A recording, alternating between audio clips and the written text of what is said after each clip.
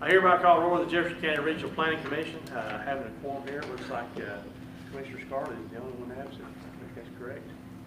All right. I would ask the members if they reviewed the minutes, looking for a motion for approval. I have a correction. Okay. Yes, sir. I was absent last meeting on one of them. I'm down as the second motion. I wasn't. Okay. You should have been late now, sure. Okay. So, as noted, we need to make that change to the minutes. So that way, as amended. So, do I have a motion to amend and approve the minutes? I'll make a motion. It's 2 pages. I got a proper motion. We have a second. Second. And second. Okay, all those in favor, aye? Aye. Okay. All right. Do we have any citizen input tonight on anything that's not on the agenda? Okay. Being none, we'll move on to do business. And I think the first item is First one's been pulled, yes. Okay. All right, so we'll move on to item B, which is a proposed resolution amending the subdivision regulations of Jefferson County, Tennessee, require all lots to have suitable building sites and good road access. If you remember, we were discussing that. We were trying to come up with some guidelines to put in our sub-regs to ensure that the building sites would be available based on slopes and percentages and depending upon the size of the lots. And so I'm trying to remember, David, I don't have in my notes exactly what those numbers were. Do you remember? No, Did and we? I got notes here that I can look at. but- Okay. Because I guess what it is that, do we want to take action, or you want to take action on that tonight? I don't have a resolution ready to Okay. present, Okay. but, so I would suggest not. Okay, let me ask you a question. So basically, this is going to be amending the subdivision regulations? Yes, All right. Can there be other amendments in this resolution besides this one thing? yes. So my question is if you remember, we talked about before having access, extra paved access area for a parking lot in the developments, and I think what did we say, 5 feet? Is that what we came up with? To just add 5 feet to the paving? 5 feet on one side. 5 feet on one side? Yes. And then that will constitute a walk area for that. So I think, David, that we would want to, and that would need to be to meet also the requirements of the road, whatever the road was. Now, it was established there. So we would have the same base and everything else, Okay. Material wise, you're saying? material wise. Oh, okay. Yes. Because For the roads, this could be one of them. yeah, and the reason I say that is that because when you have driveways, there will be vehicles that will be driving across that to get to the driveways, and if we don't bring it up to the same standards, then it'll just get deteriorate quicker. Is it gonna be lined? There will, yeah, we can put in there that it will need to be striped and set aside as that area. So, does that not make sense? It does. Okay.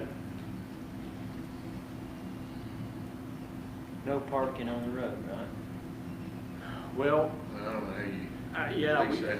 we talked about that, but I don't know how. You know, That'd be up to you. I hope it doesn't end up just being a parking lot.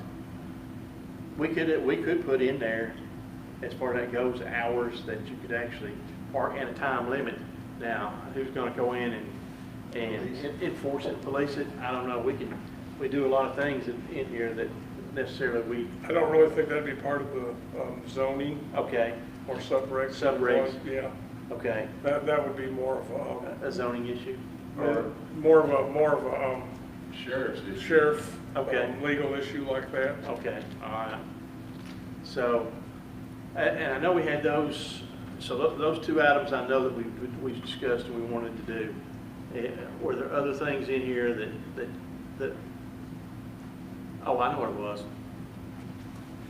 The proposal was for all new developments to have underground electric unless the utility providing electricity stated that that they couldn't go underground. I think that was one of them. So,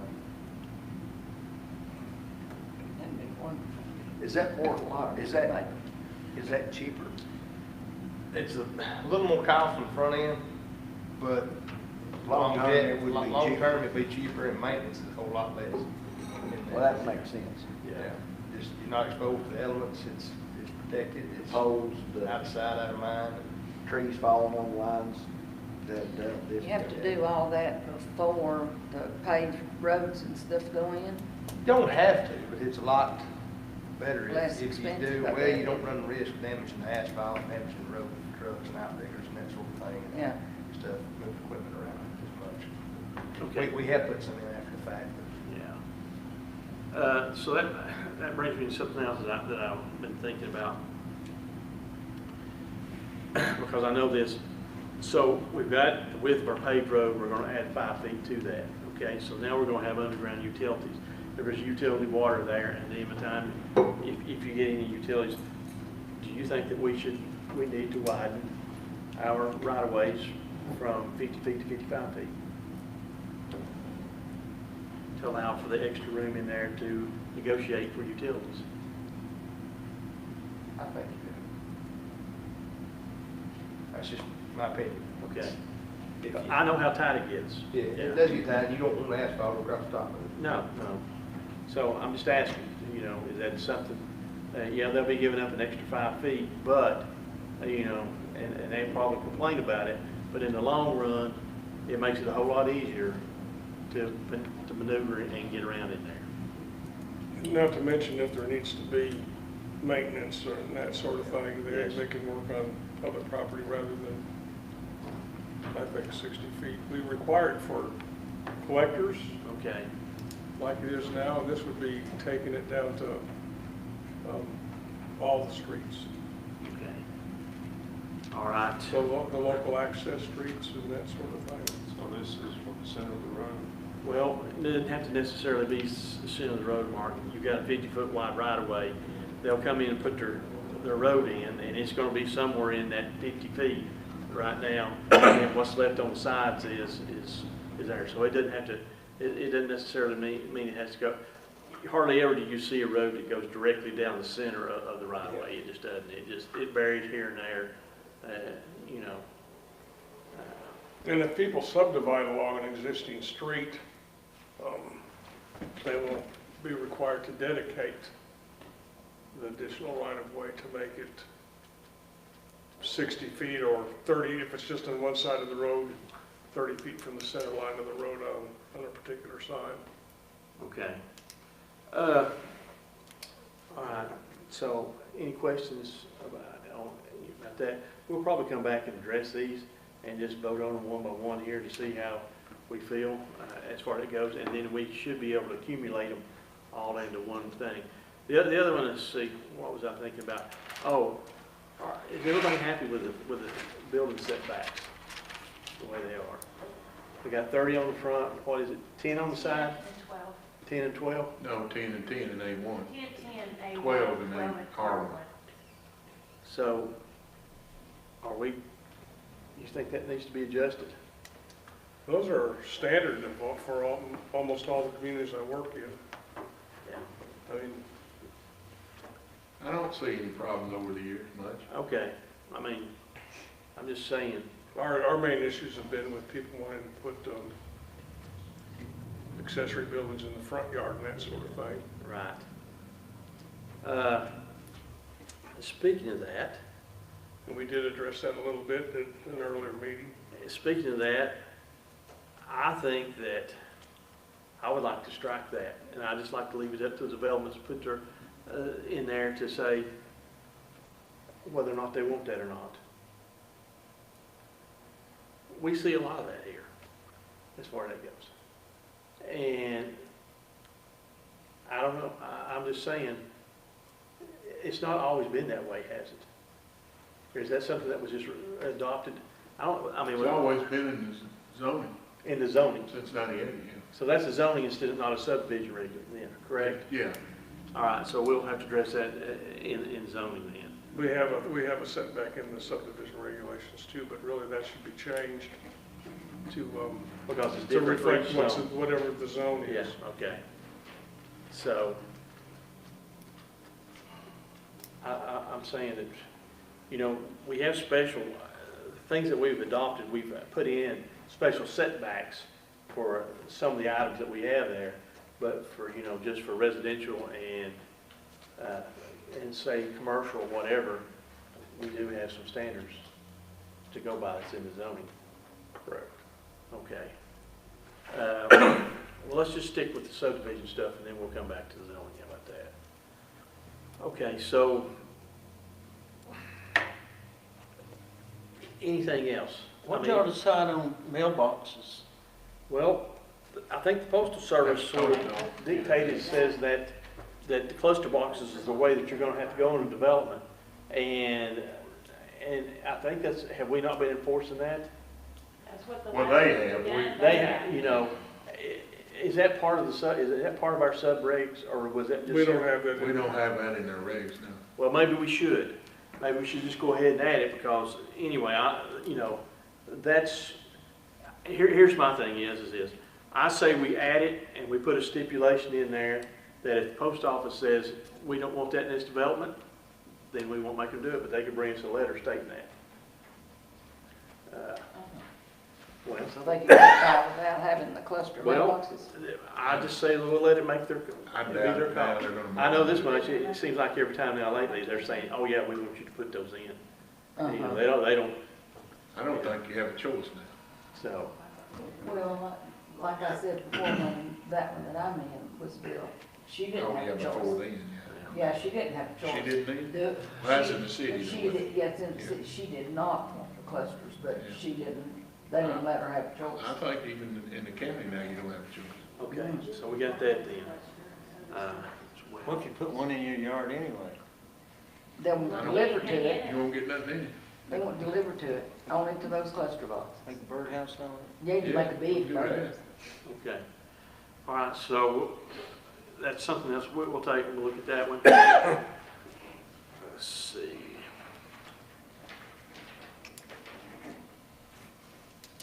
All right, the other one, this doesn't come under subdivisions though, I don't think. It more probably zoning. If we adjust lot sizes, that comes under zoning, won't it? Yes. Okay, all right.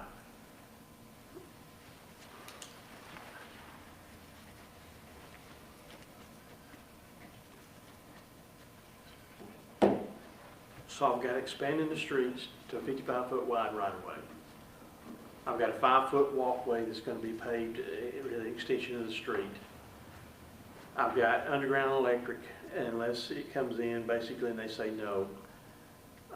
We're going to have guidelines to determine a site as far as slope based on the percentage and the size of the lot. There's going to have to be a certain area there available, and that cannot include the area that's going to be part of the septic system. And mailbox cluster box. And was there anything else as far as that goes that I missed for subdivisions?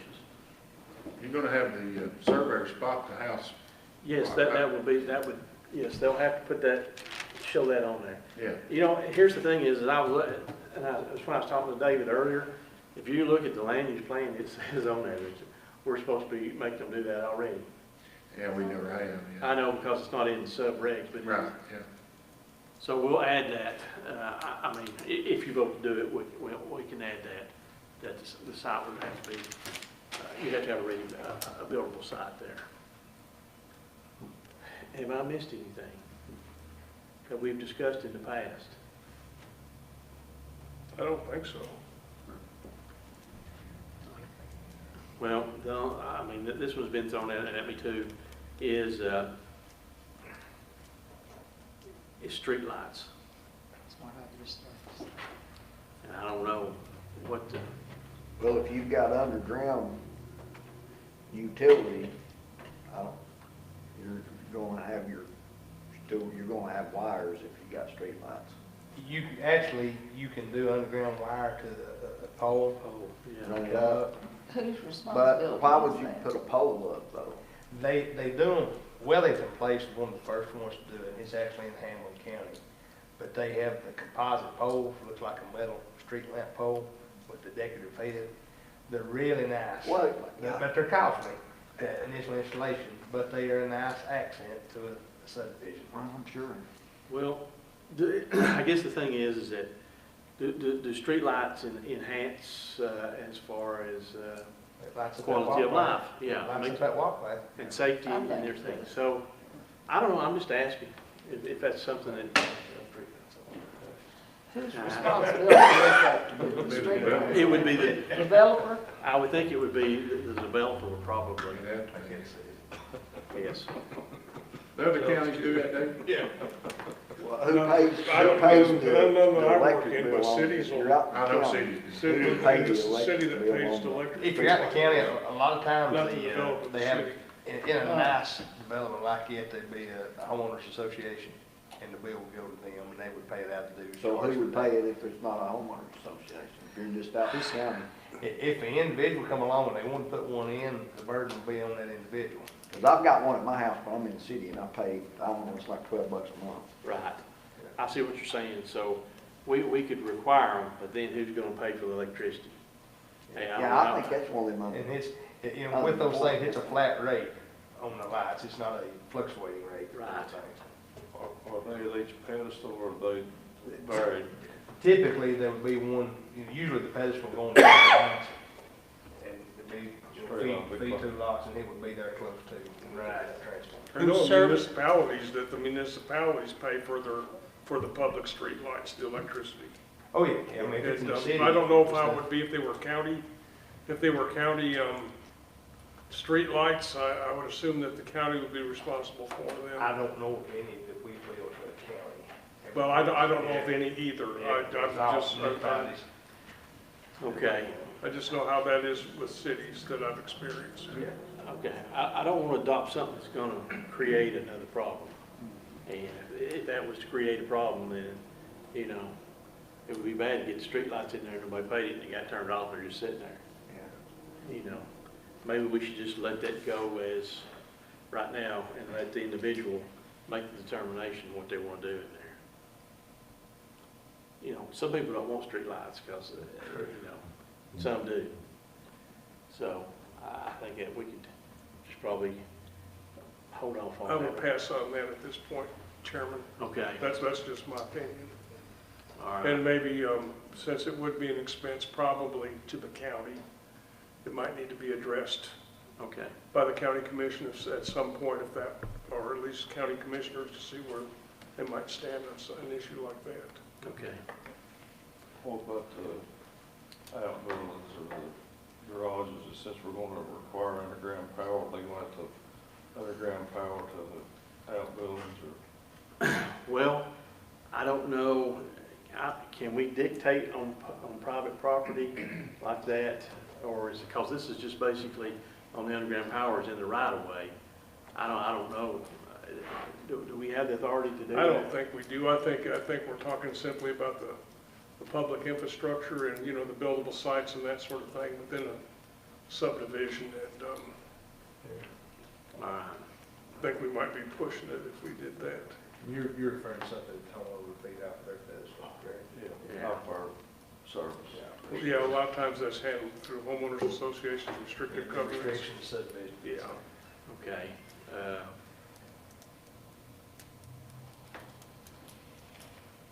All right.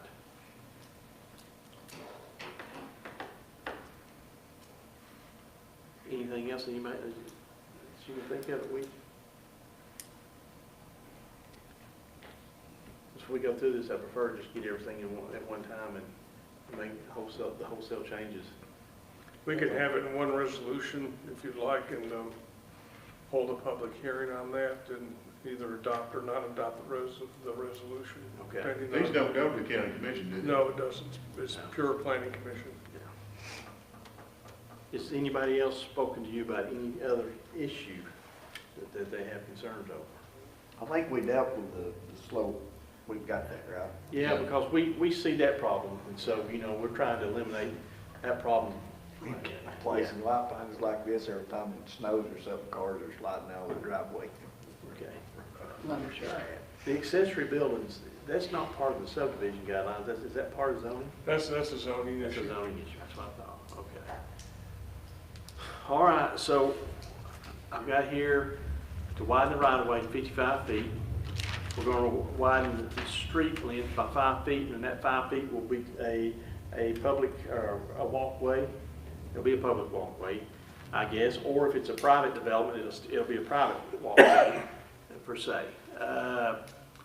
We're going to dictate that utilities now, power will be underground unless the utility provider there says, no, we can't go underground and we prefer going overhead. Then we're not, you know, I don't want to stop a development just because of that.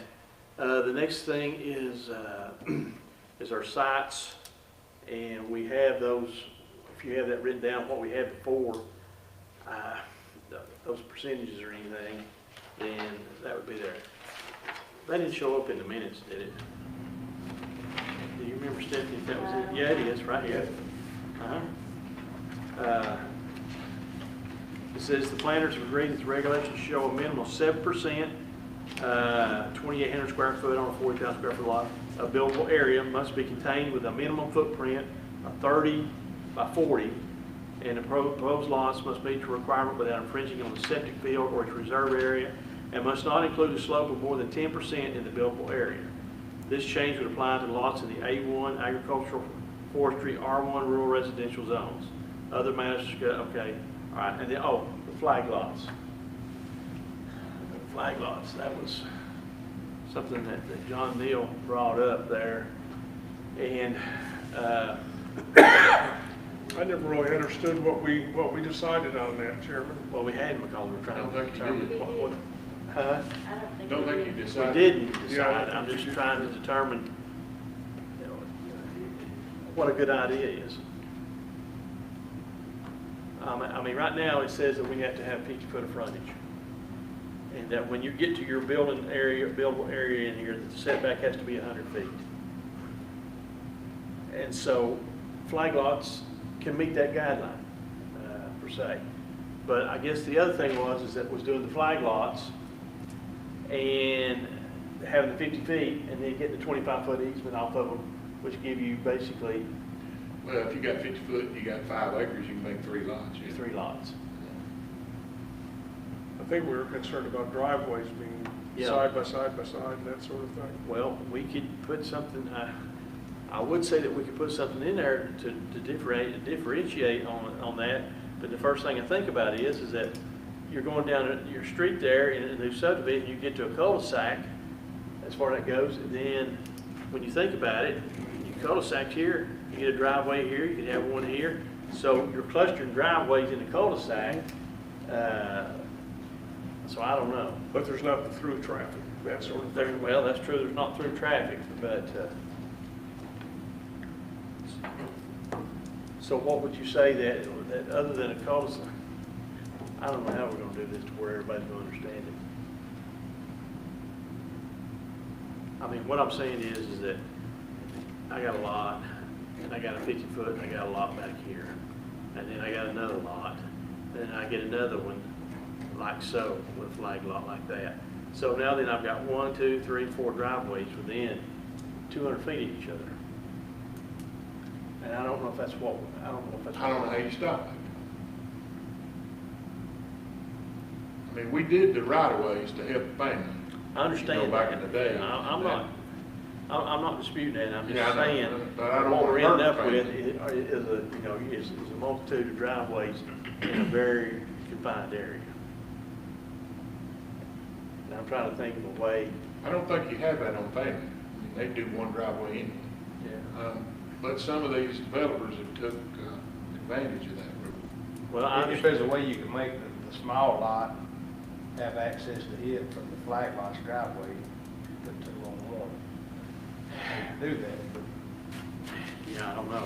Yeah, join driveways. See, that would be, that would make it a joint easement, and I'm not sure, can we dictate people, make people do a joint easement? We can allow it, we can allow a joint easement. You can allow it, as but I access don't know to that you can property. make them do it. But we can't dictate it, right? I don't think so. Well, we have some discretion as the planning commission will approve a plan, of course, but, I don't know how Maybe to, just a thought, it could take 2 to 1. I don't know, I don't know how to, I've have said that. have the flag lots and stuff been a problem in the county? I mean, It does if you've got a county road, as far as that goes, and then you're getting a lot of driveways there. I don't mind it on a new road into a development per se, but I think the big issue is when it happens on an existing county road. So what's a flag? I think he was talking about the Coal Road development, and If you, so here's your road, okay? Yeah, So you cut a lot off that's normal right here. yeah, All right, then they come in and they get 50 feet, they come behind that lot, it comes out here, and it sort of looks like a flag. oh, I see, they're right behind, yeah. with the pole providing access to the road. What that does is it gets you away from having to Maybe another, like it build roads and subdivisions, build extra roads and subdivisions. Yeah, right. And I don't know if that's a good thing or bad thing, because when you build extra roads, then that's much more maintenance. It's a double-edged sword like everything else, it seems like, Chairman. Okay. Well, I don't have a good answer. I don't. I've looked at it, and I'll get online to try to find out other places what they've done. And one thing they try to do is just to limit the space between driveways coming in, okay? But you could do that, you could set that up to a certain extent, you could say, but then when you get your cul-de-sacs, you're sort of hurting those people there. I just don't know, I don't know what to do. I don't know how to address it. And this was John Neal's, this was his, Could you not limit distance between driveways and work butts of cul-de-sacs? Keep hurting those folks, you could, Yeah, with exception of, with the exception of. yeah, you cul-de-sacs. could. And so what do you think that distance should be? So if you've got a lot that's got 100 foot of frontage, okay, and then you have say you get a flag lot, all right, then you got another lot beside that is 100 feet. So that's that's 3 driveways within 250 feet, which averages out to about what, 80 something feet? 83 feet. 75. So if we said you had to have 75 feet, I mean, or you want to go a little bit higher than that? I mean, you tell me, I don't know. Well, existing's 50, right? You're talking about 75 foot of road frontage for each lot? No, what we're talking about is the distance that, in other words, for every 75 feet that you go, you get 1 driveway. How you gonna do it? What do you mean, how we gonna do it? Well, if each road, if each lot has just 50 foot of road frontage, how do you, The developer ain't gonna be able to do that. that's what I'm saying, yeah. That eliminates So flag that's lots. what you're eliminating now, you're eliminating lots. Right? Well, I'm not saying they can't have flag lots, I'm just saying they're not gonna have as many flag lots. Okay, I mean, I'm just trying to figure it out in my head there. What's the problem with the driveways being that, having that many driveways in that? I think it's just, Well, it's just a lot of traffic on the road coming out. Backing and going in and In coming different out, places, instead of going So- like a main feeder to. and then splitting off, yeah. we could, I mean, I think the big problem for the flag lots is off existing county roads. And I think if you just went in there and said, if you're gonna do a development, you're gonna use existing county road, if you're gonna have flag lots, then you're gonna be allowed one driveway for every 75 foot of frontage that you've got on your, and so that, would that not cover it? That would give you a driveway at this one and one on both of them, right there. I went down the road and did Yeah. 5 more acres and then put 75 feet in Yeah. between them. Or 300 feet. What happens if they subdivide that out to the 2 tracks at 300 feet, and then you're gonna have the 2 edges right here, 50-50. I mean, I know, that's. but you're still into the number of driveways, total driveways. Right. Those two may be side by side, In the instance that happens, they've got the option of sharing that driveway. but you see, you could have the same thing. Let's say, here's your road, you got 2 lots here, they're 100 foot. Well, this guy could put his driveway here, and the other guy could put his driveway there, and they're side by side, just on a normal lot. So, I don't know, I think that's a good thing, and I think that if we just said, development on existing road, if you're going, flag lots will be allowed, but you're only gonna be allowed a driveway every 75, every 75 foot. And so you can divide, I mean, I don't see how, I know, it's kind of tough. I know, I'm just trying to think in my mind the scenario how. Might that as well would do work. 75-foot road frontage. Well, I don't know, this may be one we just may have to come back to, because I don't know what to, I just really. I don't have a good answer, as I said. I just sit down and just draw it out and just try to look in my mind on scenarios and determine if we're creating more of a problem than we're trying to fix.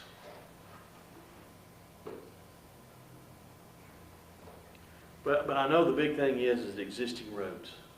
That's where the biggest problem comes in. And people buy a tractor, will buy a piece of ground based on, because it's got a lot of road frontage, and they don't want to build any road, and they're trying to get the maximum number of lots as they possibly can out of the property. When you're thinking of an existing road, you're thinking more of collectors, I imagine. Yes, You know, like Dublin Valley or just whatever, right. right? Mhm. Not some little street at the end of a subdivision. Okay. Well, Couldn't you word it to a major collector? we could. If it goes to a major minor collector, I think if we were gonna do something like that, we probably want to address it in that way, by road type, as opposed to whether it's an existing road or not.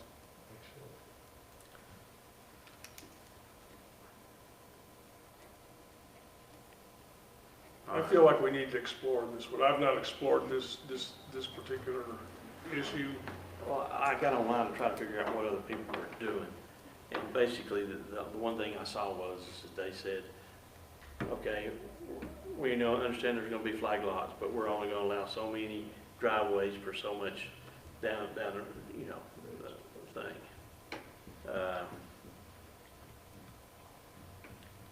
I think if I'm not mistaken, I think this is right.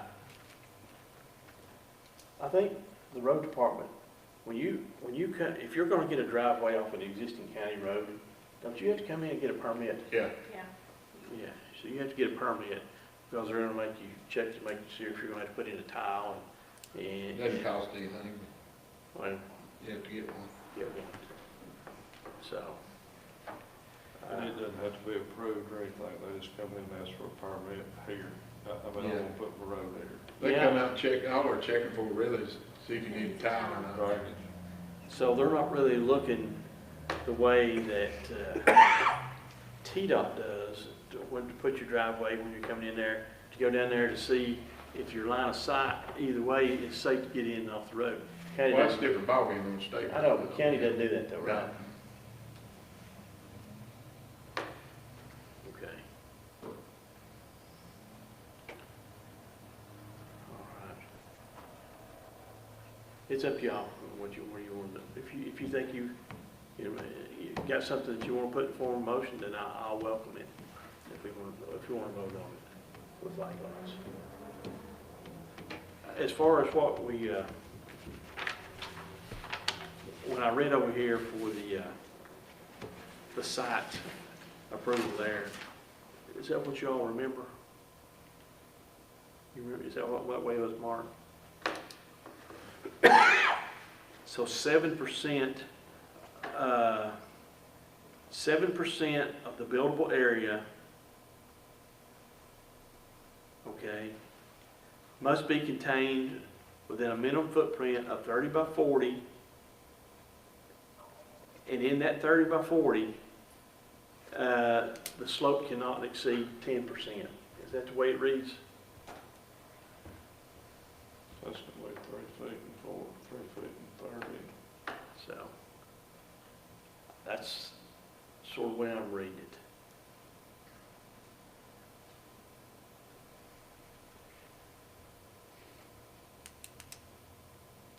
Is that right?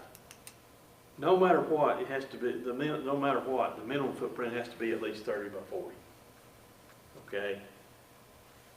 But that's only what? 1,200 square feet? Is that what, that's what we determined, isn't it? About a 1,200 square foot footprint. Okay? A minimum. All right. But then it says here, the planners agree that the built rate should also show a minimum of 7% of buildable area, which must be contained in that, which is 2,800 square foot on a 40,000 square foot lot. I know, the 30 by 40 is the minimum. Other than that, then if you're, let's say you had a lot that had 45,000 square feet, 7% of that has to be a buildable area. And, okay, I think that's right. And no matter what, that buildable area, so here's your lot, so here's your buildable area, right here. I think that's right. So basically, this lot here has 2 acres. So the buildable area that would be shown will be 7% of that, which would be what, 1.4 acres, is that right? No. 56, I believe, somewhere. 56, yeah. Somewhere So, close. yeah, all right. So that's what they would have to show as buildable area, all right, which must be contained. I don't see how you could get, which must be contained within a minimum footprint of 30 by 40. How can you squeeze in 7% of a bit? How can you squeeze that into a 1,200 square foot area? Is that right? No, that doesn't make sense. Yeah. As I recall, we agreed to a 30 by 40 minimum footprint Okay. for a building. And So the 7% does not. that's shown on the plat. And, Yeah, it's gotta be shown on the plan. Right. and I don't remember really about the 7% of the 40,000 square feet, to be honest with you. I know we talked about that for some reason, but I'm not trying to remember. On the small one, so. On the small I lots. think that's what we were doing, that's the small lots, the 40,000 feet. Okay.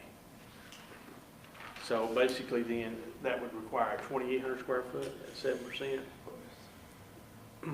But I guess what I'm getting is that, so we're requiring 2,800 square feet as far as it goes, but then what we're saying is that, but no matter what that number is, it can't go down below 1,200 at 30 by 40.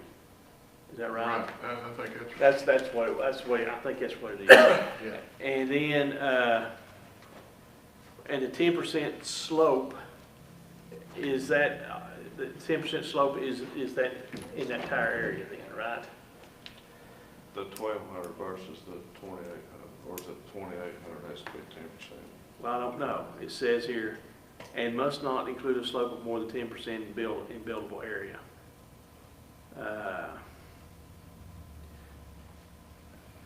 Without roof edging on the septic reserve line must not include a slope of more than 10% All right, in the buildable area. In the buildable In the area. buildable area. So what it's saying is that whatever we determine to be the buildable area is, they can't have over 10% Right, slope. that's exactly right there. All right. So basically what it says is that we're gonna take 7% of whatever big your lot is. All right, and that 7% is your buildable area. All right, but the minimum, in other words, the minimum the lot size can be is a 30 by 40, which is 1,200 square feet. All right, in that buildable area, the slope cannot exceed 10%. And make sure you get the wording right on that. In the 7% or the 30 by 40. It's right. The 30 by 40, in other words, it can't go below 1,200. Right, But it could be more than that. right. But they're gonna say, well, how much more is it gonna have to be? 7% of whatever your lot size is. Mhm. And in that buildable area in there, then your slope can't exceed 10% Of the 7% or the 12, of the 30 by 40. yeah. So what, well, I know, but why, it says buildable area. Everybody,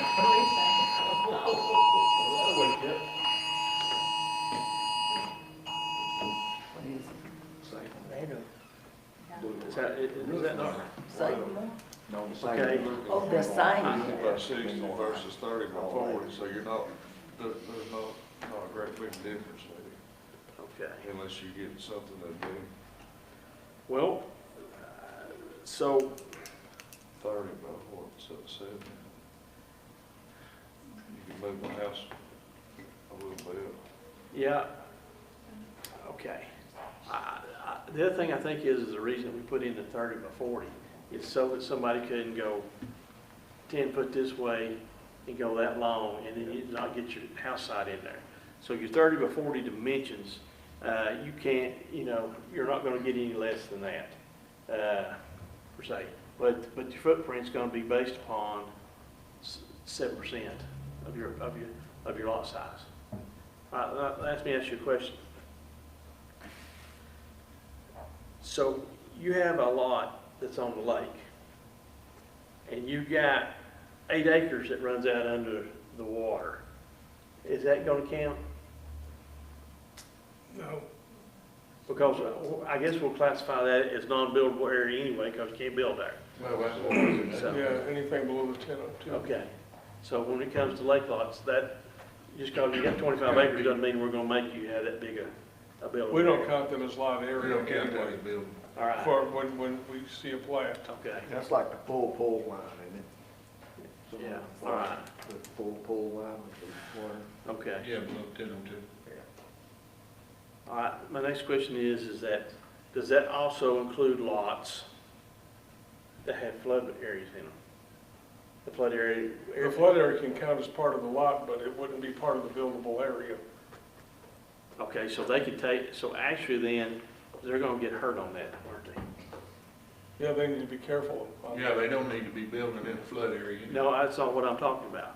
That's part of the lot, though. If you Yeah, got, it would be part of the lot. if you have a lot on the river and you come up there and 200, the floodplain comes up 200 feet on your lot, right there, and say the lot's 200 foot wide, then you've got that area in there, then you've got to, that's gonna count in, when you take the 7% of the whole lot size, that's gonna come into play for how big, it's gonna make that your bigger area, make you, get you to require a bigger building area.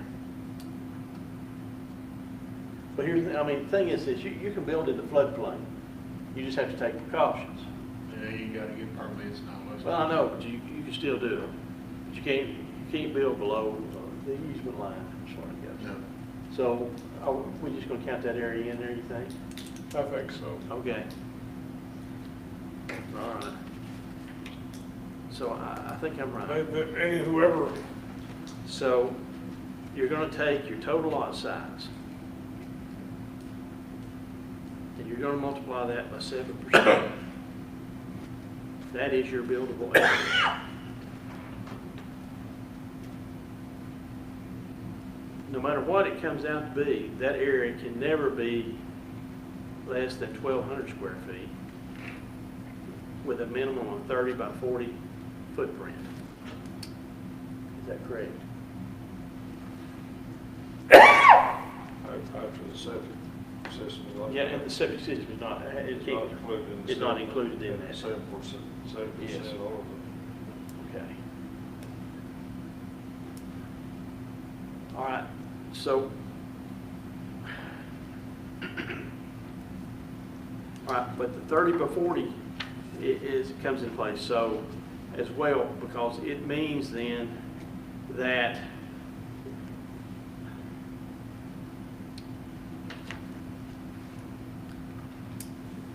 I thought we were doing something when we come in to get the square footage for the buildable area, that we can mandate a certain width.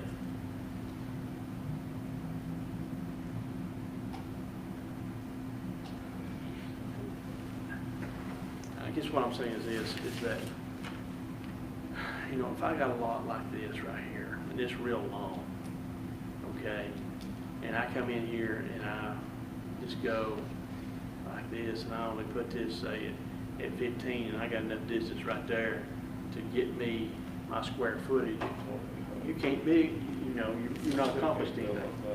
No.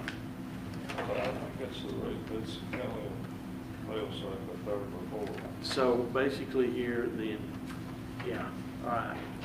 So how you design this lot here, the width, or the width one, can't be less than 30 and one can't be less than 40. So that dictates then that. So we don't, if one's 30 and it ends up being 70, we don't care about that. But you're never going to get below 30, 40. And I guess it could go the other way. It could go 30 this way and 40 deep. That's where it goes. So either one of those two dimensions are your minimum dimensions as far as that goes. You're going to have to use one of them. You're going to have to pick one. Inside the setbacks. Inside the setbacks, yeah. You understand all that, Dave? I think so. Okay. All right. I hope so, because if we make a motion on that, we'll have to get that straight. Everybody understand that? You understand? I'm thinking, yeah, Well, I mean, I was just watching what you were drawing there. well, I'm just trying to think in my mind what, because surveyors are very innovative, and if we give them a little gray area or something like that, then we're going to have to come back and address it. And then, you know, it's too late at that point in time. So, I think that covers it though. I mean, it's got to be fail safe. okay. That's buildable area, I mean. All right. Well, do you want to address these issues now? Are you feel comfortable to go ahead and put these in form of motion and adopt these new things to go into subdivision regulations, so that David then can go ahead and put that in a resolution form? And we'll have to have a public hearing, as you all know. Okay. I mean, you tell me. I mean, are you ready to do that, or you need more time? You tell me. Do you want to see a draft resolution first, or do you want to go forward as it is, I guess? Sometimes that helps. I'd like to see a draft. Okay. So, Okay. so, I agree with that. so you got everything? That takes any and all about. It does. I may be able to get by, if everybody's happy with me, just by with one motion and get it all done at one time. All right. Yeah. Okay. So, but those are the items, David, that we want addressed right there. Okay. Any others? You know what? I don't guess we need that in the form of a motion, do we? No, not tonight. All right. I'll just go ahead and go forward with it. Okay. So is there anything else as far as that goes? Okay, wait just a minute. So we got building sites. And the other thing is good road access. That sort of went hand in hand with that. I can tell you this, that there are lots, the road is built, and it's just straight off, and then you got a lot. That's not access, that's not good access. But then also, I've got lots that have been straight off, where the developer has come in there and built a joint easement for those people to use to get to their house sites. So, good road access, is that something else that's could come into play? You'd have the same thing with lots above the road too. Same thing, you 10 or could, 12 foot bank, you could. that access, you're going to cut it out. So, And some roads have a creek, a deep creek that runs right beside the road, and that kind of blocks access to, without having to build a bridge. well, we just can't say good, because that's too vague, because that's just up to interpretation. So, we're gonna have to tie it to the slope of leaving the road to the building site, per se, or some other way. I think it's going to affect the most of the emergency. It is, you're absolutely right. To the same. Yeah, and typically on that, we don't allow, what, over 15% grade? Yeah, 12 or 15. So it could be that the access that you provide to this lot, that there has to be that it can't exceed 15% grade. I think it's a start. Okay. I mean, I'm just saying, Wherever they get water over there, it's going to be water. yeah. I mean, there's a lot of, over in the hills, it's going to be miles. So we got 15% grade as far as road access. You're talking about driveway when you say 50%, is that, am I right? Well, yes, what I'm saying So is, emergency vehicles can get back in, that sort of thing? I'm saying from the pavement to the house side, I guess. Okay.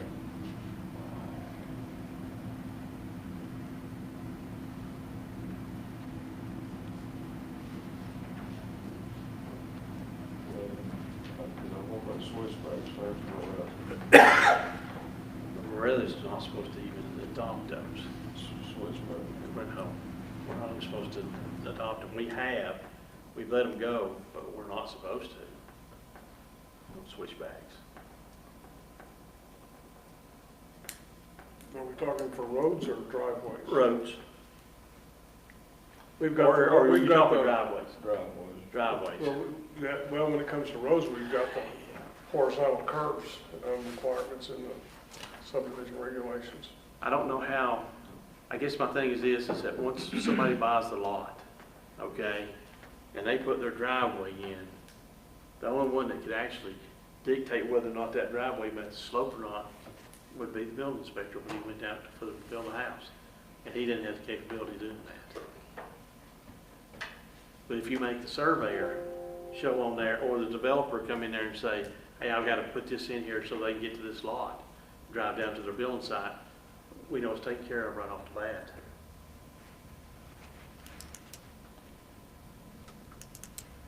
I can tell you, and I know right now, that you can go to Stonebridge, and there are lots in there that the people have paid really good money for, and the problem is, they can't get to them. Stone Bridge is the small property. Enough money they can. Yeah, that's what I'm saying. Yeah. But, you know, well,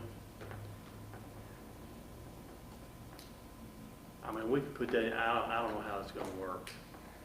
But that was something we did talk about there, that you need a good road access. And that can be done one or two ways. Either when the house site you got is appropriate, then you're also gonna fix it to where they can drive into that house site. So your lot's just about gonna be almost ready built to a certain extent. So,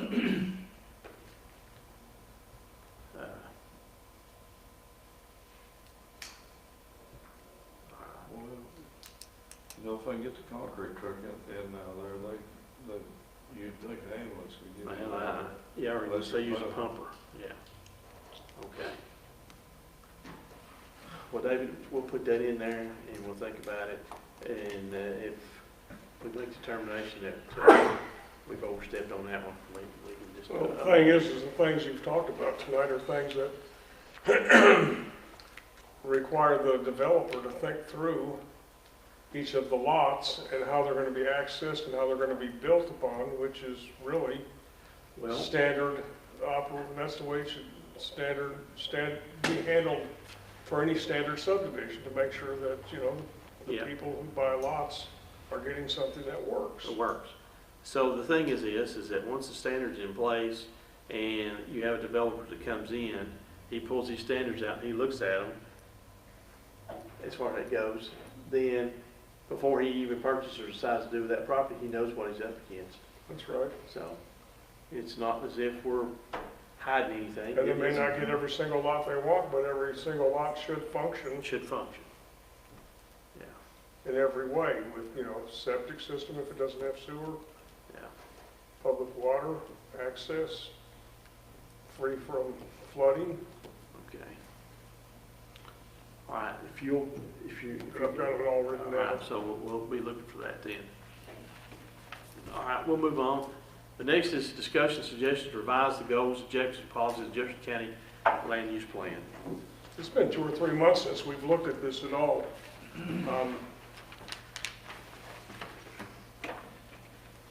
For that reason,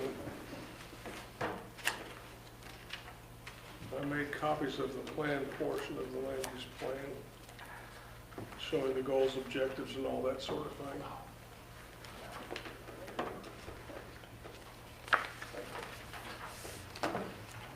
Because I wasn't sure if anybody would be able to bring them tonight or still have a copy. Do you have enough there? Yes.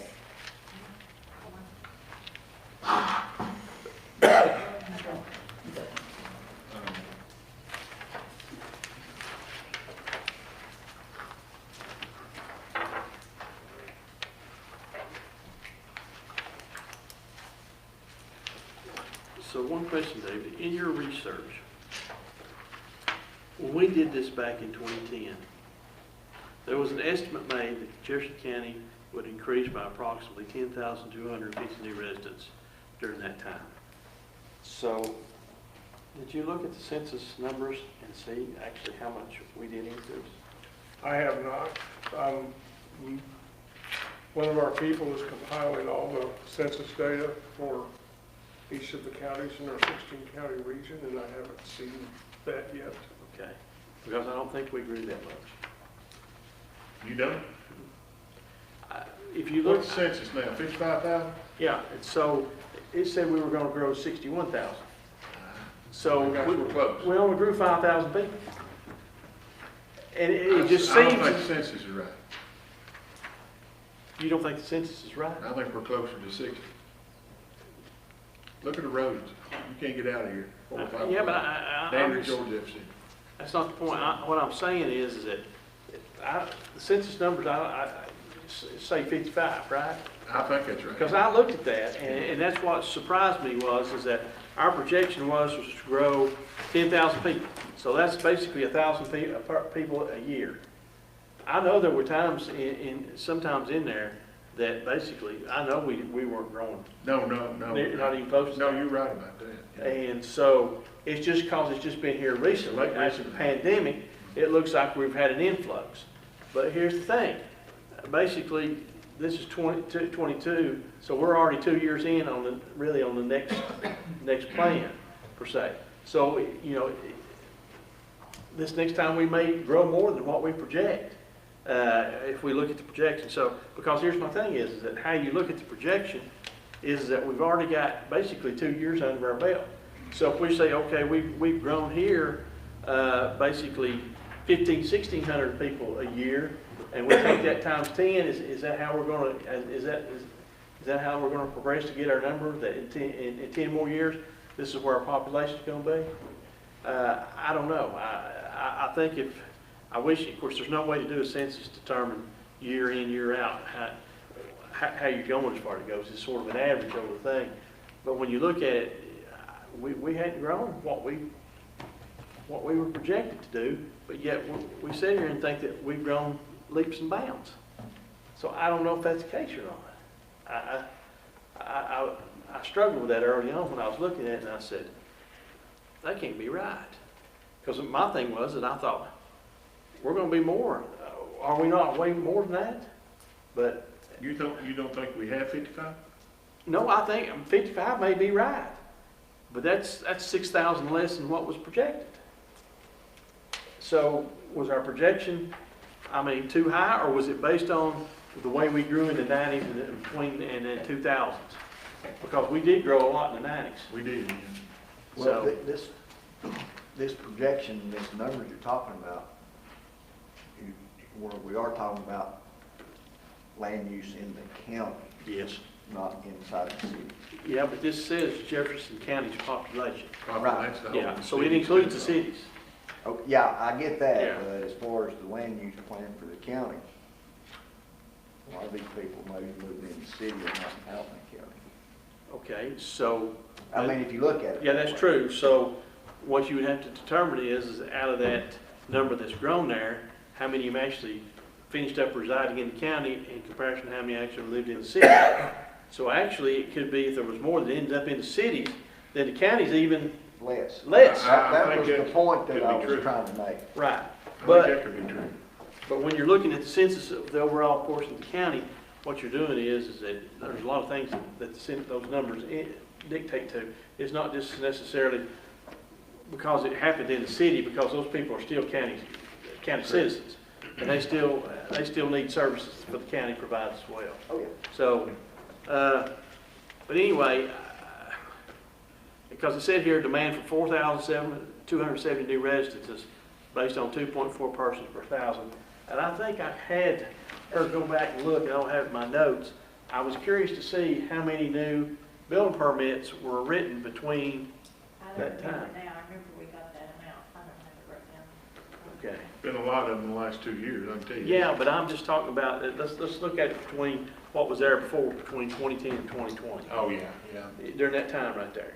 So my thing is that I just wanted to see, what I was trying to do is compare and see how we did against the numbers that we had here, that we projected. To see if we did what we were supposed to do, or what we were projected to do. And because, you know, how do you, You're talking about from 10 to 20? yeah, Yeah, because, I can get you that figure. well, the thing is this, is that when you do this plan, and we're looking at the growth, okay? And we're saying, and we go to the county and we say, okay, here's what it looks like in 8 more years or 10 years or whatever. This is what we're gonna have. We're telling you now that this is the way it's gonna be. We're telling you right now so that so that you sort of plan for it. But we sort of just been waiting till when it catches up with us and then going. So part of this is to let the county know, since this is the direction as far as that goes, and this is the trend, and this is what happened the last 10 years, and this is sort of what we're going to project for the next 10 years. So if we miss it, and let's say for instance we miss it high, and we tell the county, says, well, you know what? Well, we're going to project, before it was like 10,250 new residents. Well, this time we think it would be up to 15,000, 16,000 new residents. So if that was the case, as far as that goes, then the county's got to say, okay, so what percentage of that's going to be kids, and this age, whatever, because that's going to impact your infrastructure right there. Yeah. And they're already coming from schools, my office twice to see where subdivisions are being built. Of course, it's going to overrun Mount Horgan Tauber right now, Yeah. where they're being built. All right, so I was just curious about that because I just wanted to see how where we stood on that, because I'm thinking, how do we go about projecting those numbers for the next go around based on what we did the last 10 years? You plan in another epidemic? Well, I mean, you see, those are things that you can't plan for. exactly. But maybe from now on, maybe that's something that you need to take into consideration. Well, if we build the infrastructure for more and less show up, I mean, I think we'd be better off. You're right. Yeah, you're ahead. Yeah, you're ahead. You're ahead.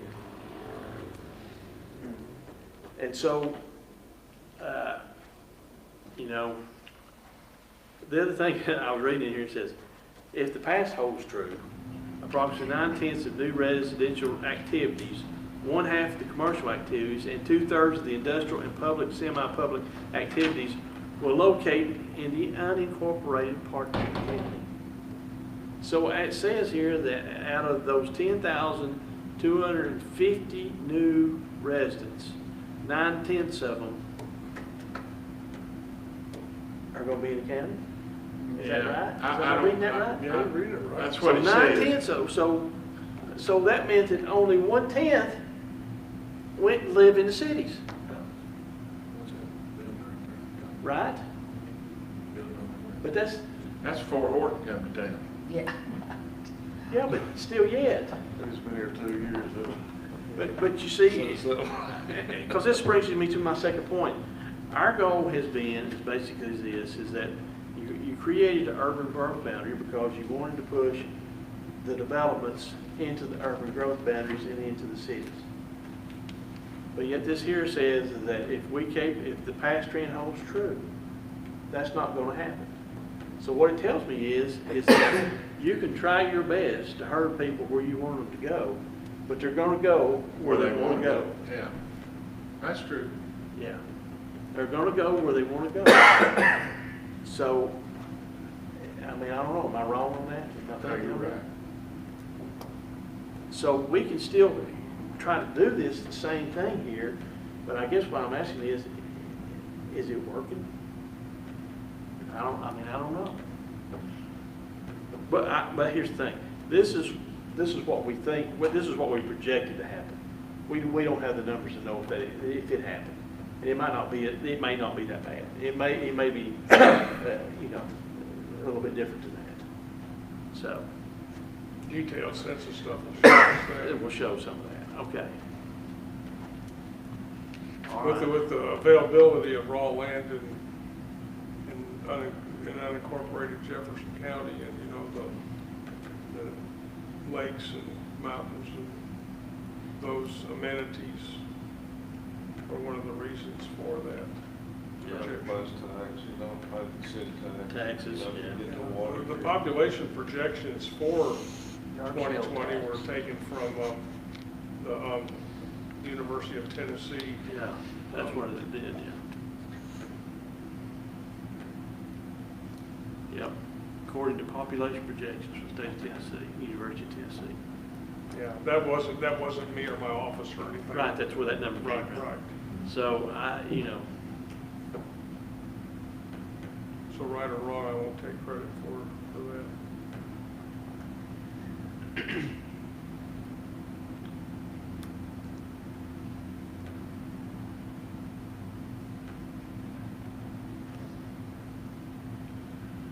okay.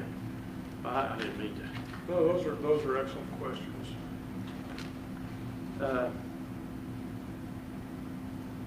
You know, you had the two areas in here, and that, it makes perfectly, I don't know that that's changed, per se. It might change a little bit now, south of the river, but it's been the same thing. The corridors that you have right here is basically sort of been driving the growth to a certain extent, except there's one area, to me, that has grown as well, that may not be included, that is, and that's the Swansylvania community. When you look at the number of new homes that have gone in up there, in that community, there's a lot of people there now, that we didn't have to count for, because you've had about 3 or 4 big developments go in there. Big developments. And homes and the people have fluctuated to that. So that area has changed a little bit in this corridor here, right here. I think it has. So, which means, because that is considered basically south of the river, right there. But when you think about this, is that that really sort of took off big time when utility water got put in there. And that's why I'm saying when utility water comes down Indian Creek Road and the other ones, why won't they develop it like what happened in Swansbania? Why won't that just follow the same way? It could. It could. So, all right. Before this, so they're going, it's private. It's gonna be easy access. Yeah, they've done it. It's very county. Yeah. No, it's business. It's very county. A lot of easy access to it. Yeah. Okay, David, go ahead. I mean, Right. have I messed you up? No, no, All right.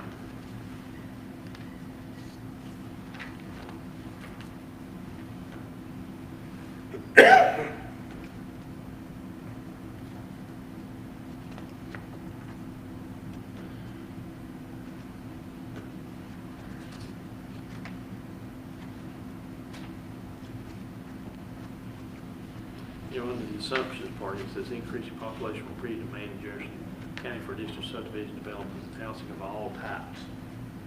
Well, we've seen that here recently, as far as that goes. All right, but here's what we have, and correct me if I'm wrong. How many big developments have we had in the county in the last 6 or 7 months? We had the one in Bainbury.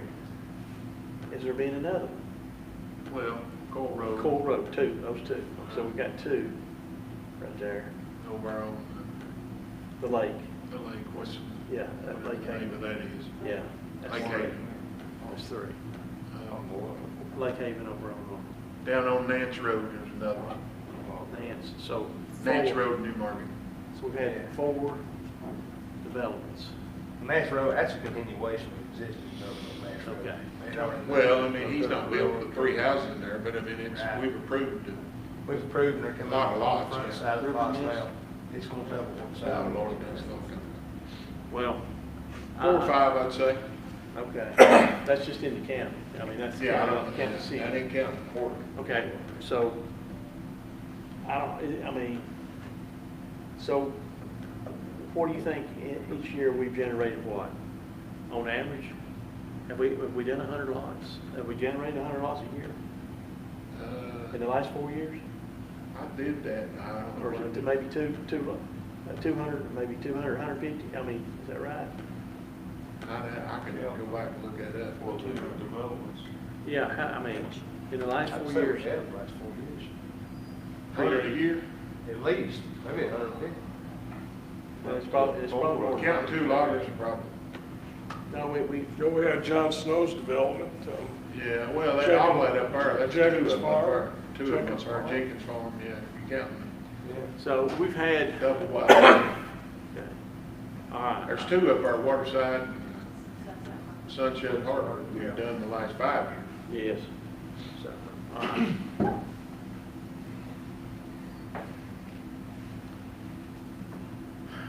All right. Are you counting campgrounds? No. Do they not? No, I Not consider anymore. that commercial growth. That's where that goes. Although, we do have full-time residents in campgrounds, Not since we got regs. not since we got rigs, so. That's Camp Residential and Grantry Hamlet as well. Bean Station, everybody at the Turtle Rock campground is registered to vote in Bean Station. Really. I was told that last night. Yeah, getting ready to add another one over 2 off of Oak Road. So, they're considered them renters, so they can register to vote. I guess Okay. permanent residence is what it's turned out to be, which is not the intent. All right. Up to campground. Glorified mobile home park.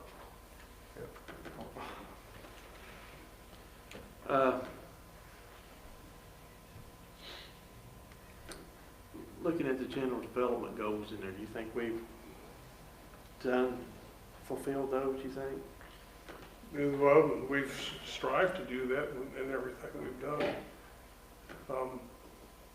Well, I say we've done it in a safe manner and probably about efficient manner. I can't always say it's been harmonious though. Well, that's true. I don't see much way to change it though. I don't either. All right, to protect natural and cultural attributes of your county as growth and development occur. Can you explain to me, David, what those are? Well, we all know what the natural features are, and we have our subdivision regulations Okay. and the zoning that are designed to allow development, but within certain boundaries. You know, you can't protect everything. If somebody's going to develop something, there's going to be damage to the environment, of course, but, Each one you gets. know, an example might be, an example in the A1 district would be that we allow, a lot of averaging, so the less developable areas aren't damaged as much. They can have larger lots to offset smaller lots in areas that are more easily developed, and, you know, without compromising the topography and that sort of thing, just as an example. But yeah, we've tried to do that in the way the regulations are written and administered. Do you think we've sort of failed in number 4? Provide residents with adequate open space and recreation and cultural opportunities. Is that That's a planning little bit commission was esoteric. That's a little bit esoteric comment. It's probably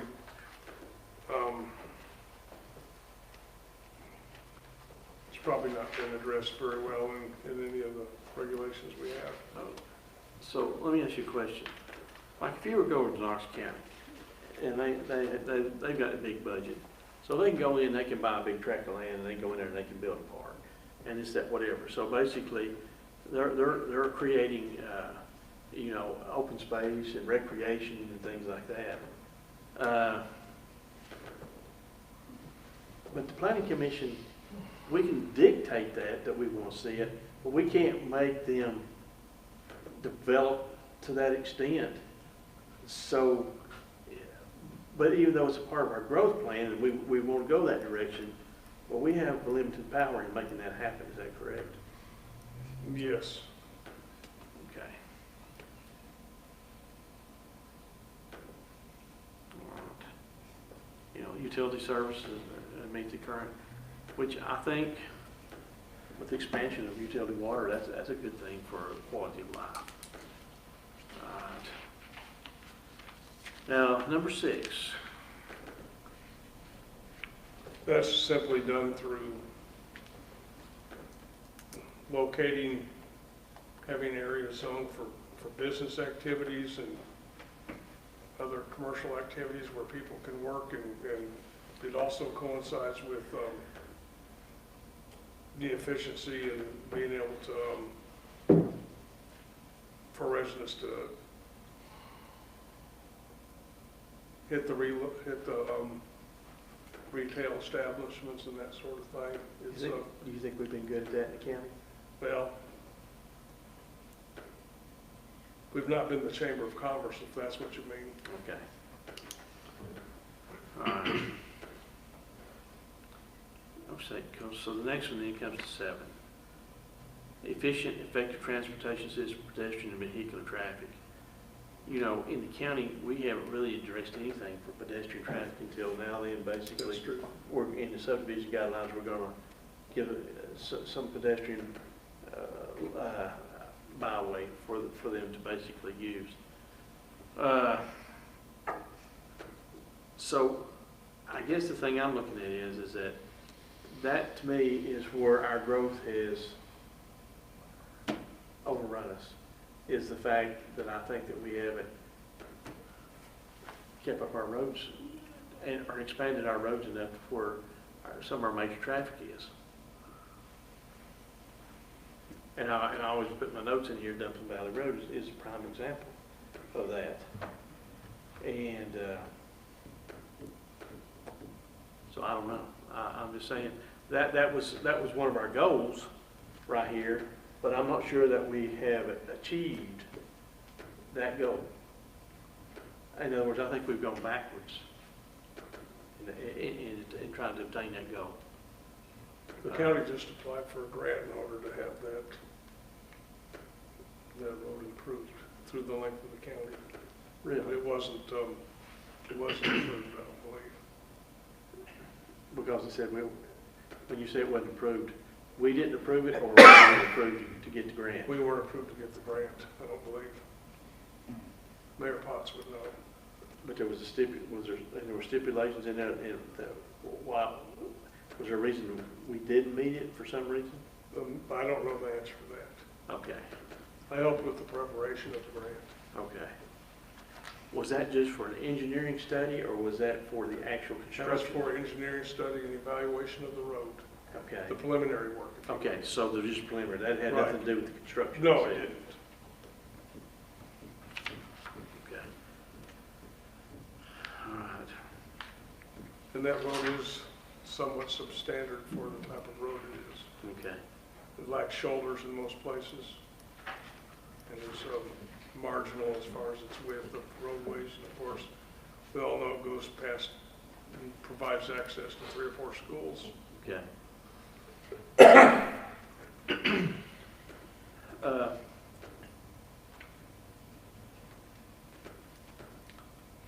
The other thing I was looking at, I looked at the residential and the commercial and agriculture and everything else, and I highlighted things that I thought there that maybe we've tried to do, and some of the things that we've obtained in this, and some things where we're lacking. One of the things is here to limit residential developments in areas of flooding. I don't know that we've had a lot of that to happen, right, Tim, in flood zones. A lot of developments have excessive slope or environmentally sensitive. We have done some on excessive slope, but hopefully we're addressing that and take care of that issue.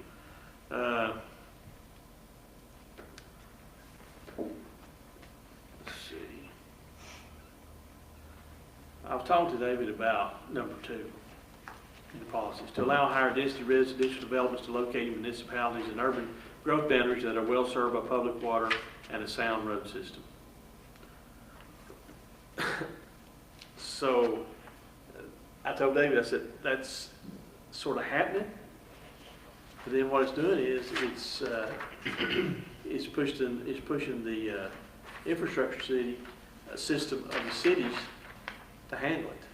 And so I sort of see that they may be pushing back, and then so I don't know what that does then from the county, from the county standpoint on that.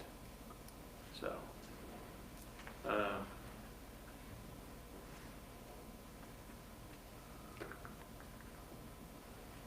If you go back here under the policies too, under objective 2, stating here to require all plans proposed subject to have identified building sites. That was one of our goals, but we're just now 10 years later. We're just now sort of getting that in place. And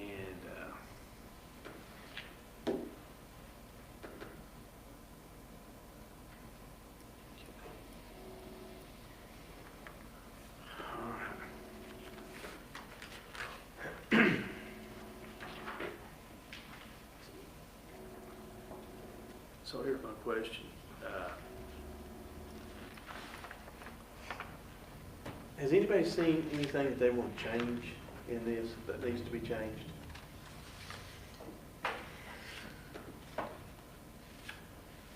Because I've got in here under some of this, like where we're going to add sidewalks, where we're going to do the identified building sites.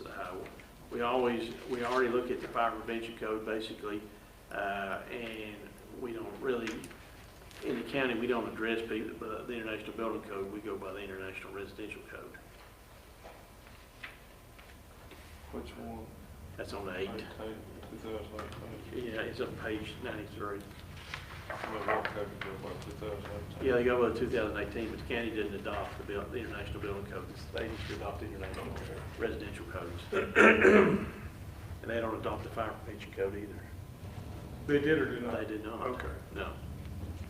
So, but that just really talks about multifamily residential developments. If you get, so.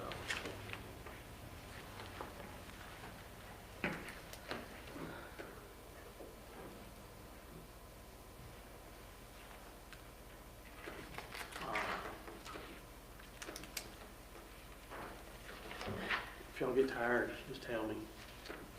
We got to bring it up. We can come back next month, that's where that goes. I'm just trying to see if there's anything in here that we can address to David, that he can make notes on, that,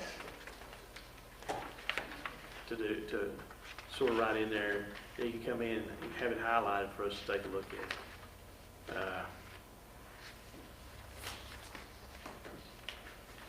I think, especially looking at the commercial, okay? What our goal was in that is to where we were gonna push commercial development. And to a certain extent, I think, for the limited amount that we've had, we have probably pushed it into the areas that it probably needed to go. I don't think. When rezone property, it's been requested in Yes. basically logical areas along, in accordance with the plan as It far as, has. good road access and, Yes. visibility and that sort of thing.